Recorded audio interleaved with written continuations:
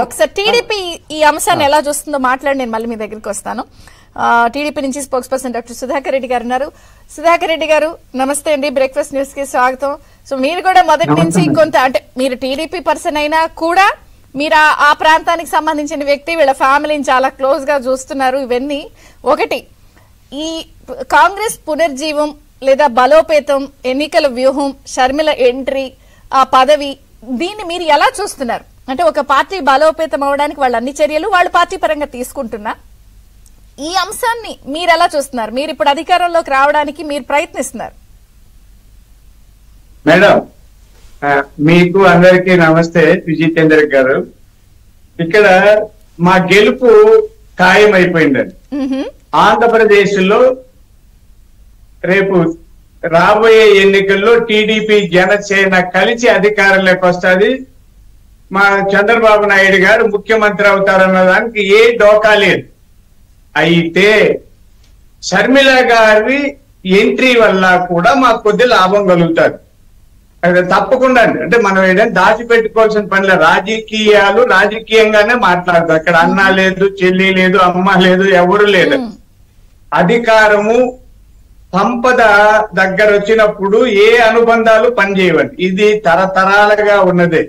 షర్మిల గారు కూడా రాజకీయాల్లో ప్రవేశించింది అధికారం కోసం అండి. ఆ తర్వాత మనం సేవలు చేద్దామా, సిద్ధాంతాలు చెప్దాం అనేది వేరు, కానీ ఎవరమైనా వస్తాం.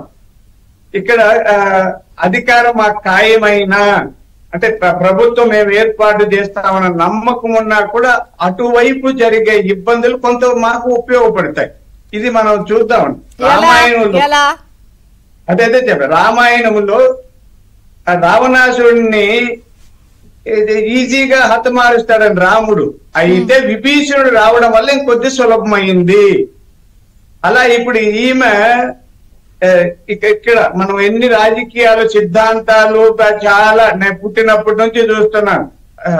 ఎన్ని సిద్ధాంతాలు చెప్పినా కులాలు, ప్రాంతీయ అభిప్రాయము, వీటి ప్రభావం రాజకీయాల్లో ఎక్కువగా ఉంటుందండి. ఇప్పుడు మీరు ఎన్నైనా చూడండి, ఇక్కడ కూడా అంటే నేను అధికార ప్రతినిధిగా టీడీపీకి ఉన్నాను కాబట్టి కొన్ని చెప్పలేను, కానీ ఆంధ్రప్రదేశ్ లో కూడా కుల వర్గ రాజకీయాలే అండి, కాదనేది ఏం లేదు.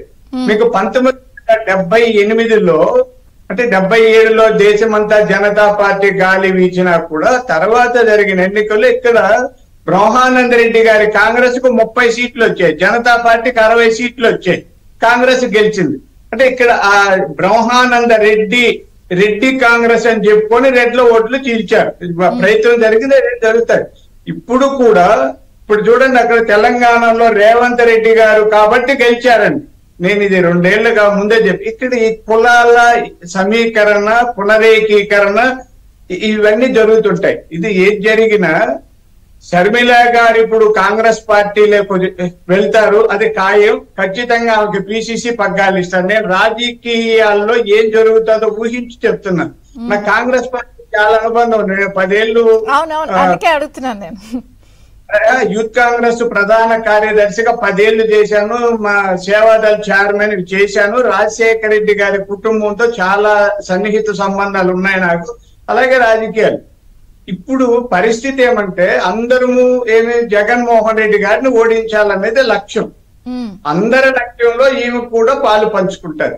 అందరికంటే షర్మిల గారి వల్ల చాలా ఇబ్బందులు పడాల్సి వస్తుందండి. ఆమె జగన్మోహన్ రెడ్డి గారికి పక్కలో బల్యమండి, దానికి ఇంకా దోకానే లేదు. ఇక్కడేమి కుట్రలు కుతంత్రాలు మళ్ళీ అన్నా చెల్లి కలుస్తారనేది ఏమీ లేదు. అతను అందరినీ, తల్లిని, చెల్లిని, బాబాయిని ఎవరిని పట్టించుకోడు. ఆయనకి అధికారమే కావాలి కాబట్టి వీళ్ళందరూ దూరం అయ్యారు. ఇప్పుడు మనకి వేమన్న గారి విశ్వదాభిరామ వినుర వేమన ఒకటి ఉంది కదండి, ఆ పద్యాలు ఆయన చెప్తుంటాడు. చెప్పులో రాయి, చెవిలో జోరీగా, కంటిలో నలుసు, కాలిలో ముళ్ళు, ఇంటిలో పోరు ఇంతింత కాదయ్యా విశ్వదాభిరామ వినురవేమ అని ఎప్పుడో చెప్పాడు. అంటే కంటిలో నలుసు పడితే తట్టుకోలేమండి, ఎంతసేపు నలపాల్సి వస్తారు. కాలిలో ముళ్ళు అంటే తీసుకుంటే చాలా ఇబ్బంది. ఇంటి పోరుకు మించిన పోరు ప్రపంచంలో ఏది లేదు. ఇది నేను సైకాలజిస్ట్ గా కూడా చెప్తున్నాను. ఒకటి మీ పాయింట్ కూడా కరెక్టే అని అనుకుందాం.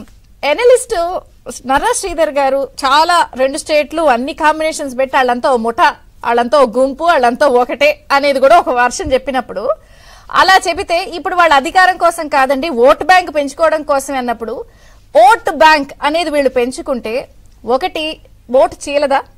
యాంటీ ఇన్కంబెన్సీ వ్యతిరేకత ఉన్నప్పుడు అది చీలి ఇటు పెరిగి ఇటు వస్తే మళ్ళీ అల్టిమేట్ గా అది మీ పొత్తుపై ప్రభావం చూపించి జగన్ గారికి లాభం చేకూరే అవకాశం ఉందనేది కూడా ఒక వర్షన్ వినిపిస్తుంది కదా. ఆయన చెప్పిన దాన్ని అట్లాగే ఉంది. మేడం ఈ రెండు కూడా కరెక్టే. అంటే మీరు చెప్పేది, మీరు లాభం అన్నారు, ఆయన నష్టం అంటున్నారు. నేను చెప్తాను మేడం. అంటే ఆయన విశ్లేషకులకి రాజకీయాల్లో పనిచేసే వాళ్ళకి తేడా ఉంటదండి. బయట నుంచి చూడడం వేరు, ప్రాక్టికల్ గా వేరు.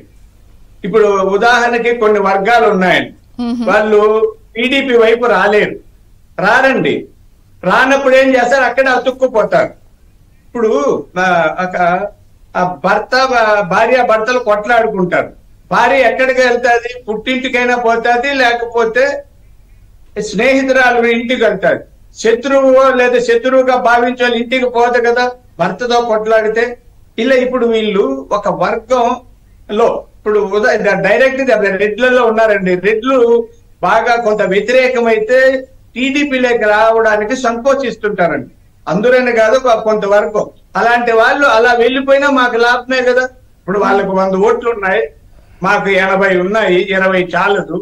అంటే మీరనేది ఏంటి, వ్యతిరేకత ఓటు ఉన్నప్పుడు డెఫినెట్ గా అధికారంలోకి వాళ్ళు రాకుండా మీరు వస్తారు కాబట్టి వ్యతిరేక ఓటు మీకు షిఫ్ట్ అయ్యి చేరికలు లేకపోతే బలోపేతం అయ్యేది అటు వెళ్తుంది అంటారు.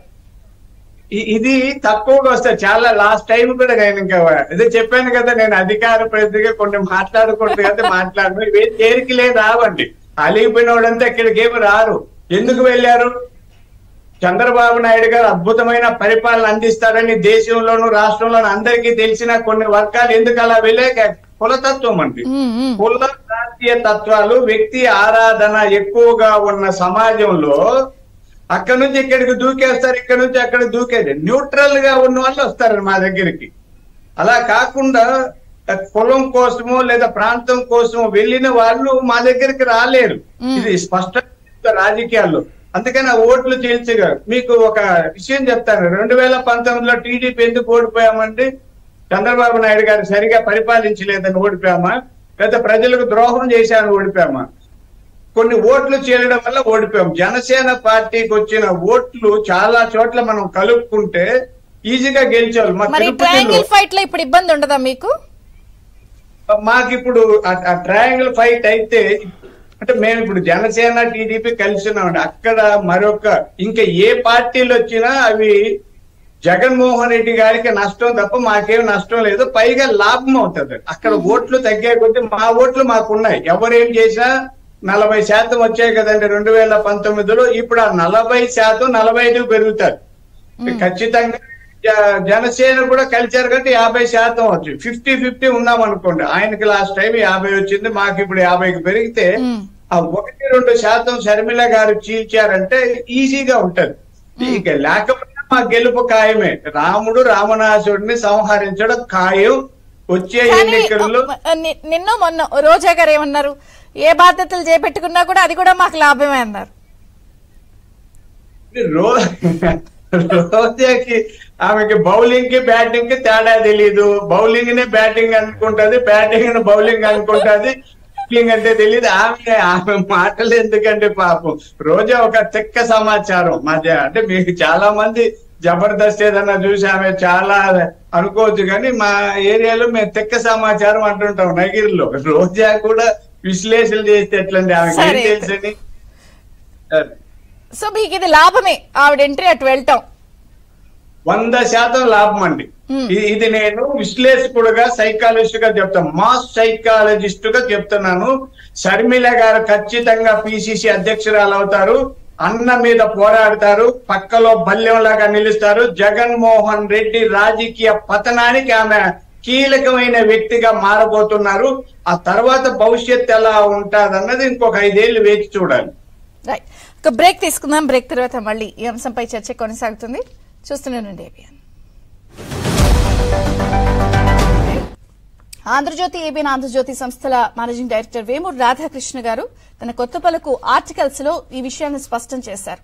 షర్మిల ఏపీ పగ్గాలు చేపడుతుంది, పీసీసీ బాధ్యతలు తీసుకునే అవకాశం ఉంది, ఆవిడ స్టార్ క్యాంపైనర్ గా అన్నపైనే బాణం ఎక్కువ పెట్టే అవకాశం ఉంది అనేది కూడా ఆయన తన విశ్లేషణల ఆర్టికల్ ద్వారా అందరికంటే ముందుగా ఊహించి అలాగే వార్తని తెలుసుకుని ఆయన చెప్పారు.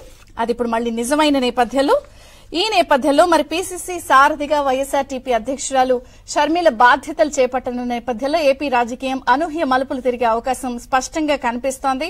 పాలనా వైఫల్యాలు కనిపిస్తున్న నేపథ్యంలో మరి ఈ రోజు ఢిల్లీలో షర్మిల అలాగే తన భర్త బ్రదర్ అనిల్ కూడా చేరుకున్నారు. ఏ క్షణమైనా కూడా బాధ్యతలు చేపట్టే అవకాశం స్పష్టంగా కనిపిస్తోంది. మరి అన్న వదిలిన బాణం కాంగ్రెస్